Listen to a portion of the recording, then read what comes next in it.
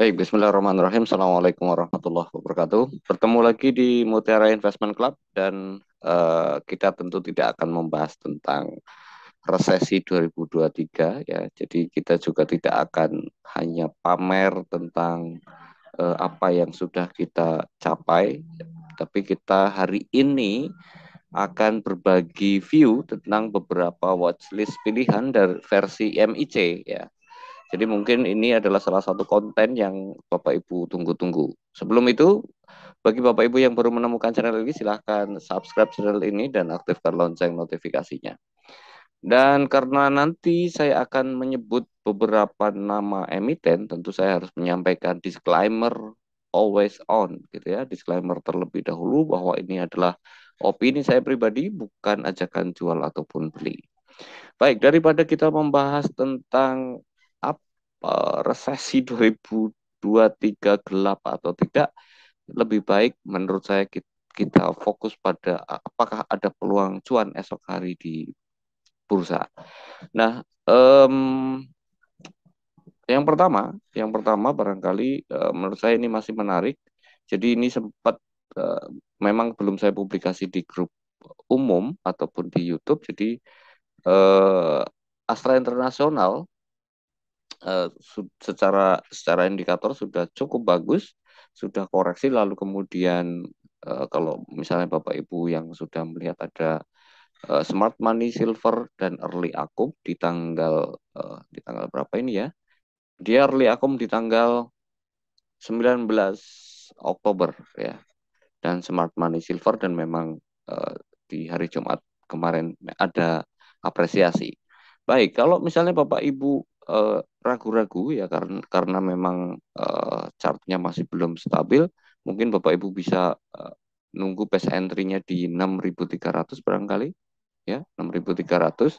Ini untuk Astra International adalah merupakan teknik apa namanya titik entry yang Bapak Ibu perlu perhatikan. Nah, kalau Astra Internasional menurut Bapak Ibu masih harus menunggu titik entry yang bagus, lalu di mana yang bisa Bapak Ibu langsung entry?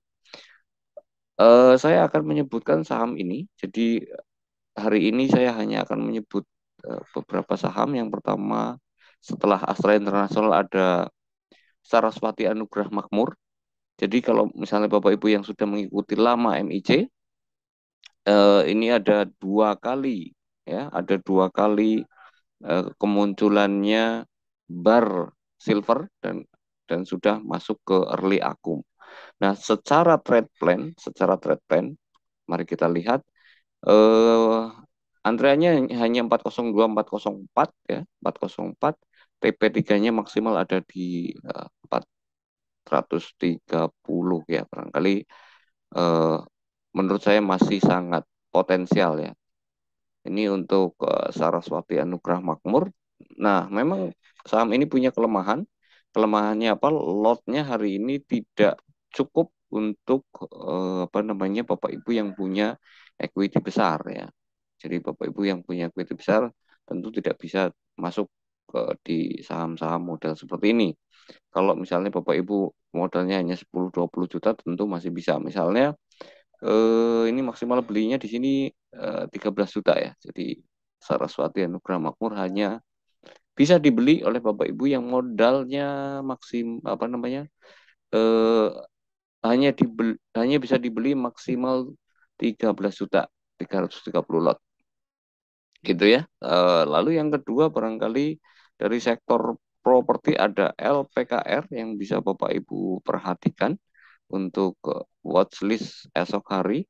Kenapa? Karena lagi-lagi karena LPKR hari ini sudah masuk ke fase early akumulasi dan apa namanya smart money mendorong harga ke atas untuk menjual di harga atas. Nah, memang ada kelemahannya untuk LPKR. Secara risk to reward ratio ini untuk TP1-nya 1:0,83. Jadi mungkin kalau misalnya Bapak Ibu tidak suka dengan angkanya, ya silakan Bapak Ibu eh, menunggu saja misalnya di entry-nya di 92 atau 93, kemudian taking profit terdekatnya ada di 101 ya. Taking profit terdekatnya ada di 101. Oke. Itu kalau LPKR cukup untuk Bapak Ibu yang punya equity agak besar ya, minimal belinya 12 juta, maksimal belinya 119 juta. Oke, saya akan bergerak ke watchlist selanjutnya yaitu Elsa ya, Elsa. Jadi sebenarnya Elsa ini sempat sudah saya call di MIC Pro. Jadi mungkin Bapak Ibu yang apa namanya yang yang ikut di MIC Pro masih punya barangnya ya karena memang belum belum sampai target akhirnya. Jadi kalau misalnya saya kasih bocoran saja. Jadi setelah saya mengadakan workshop ya bisa batch 2 ini ada tulisannya bisa batch 2 saya berikan apa namanya view J-Con saya juga bagikan ke MIC Pro lalu kemudian MPPA untuk trading pendek ya jadi ini hanya setengah sesi dan sudah sampai target yang kedua ada Elsa nah, ada catatannya di sini ya kalau misalnya Bapak Ibu lihat catatannya adalah Elsa TP3-nya ada 342 saya ngasih warning kalau sudah TP3 pastikan keluar jangan masuk. Artinya kalau kita balik lagi ke sini masih ada ruang ke 342. Masih ada ruang ke 342. Jadi kalau sekarang 320 masih ada 20 poin sekitar kalau 342 itu sekitar masih ada 6,88%. Gitu ya. Jadi itu yang bisa Bapak Ibu simak dari beberapa watchlist saham ya. Tinggal Bapak Ibu nanti lihat lagi apakah bisa mempertimbangkan ASII untuk yang blue chip, apakah mau ke Elsa atau mau ke SAMF bagi Bapak Ibu yang equity-nya tidak terlalu besar, tapi range kenaikannya apa namanya peluang range kenaikannya cukup lebar atau mau ke LPKR. Itu semua pilihan Bapak Ibu saya hanya menyajikan gambarannya untuk dijadikan referensi di minggu ini.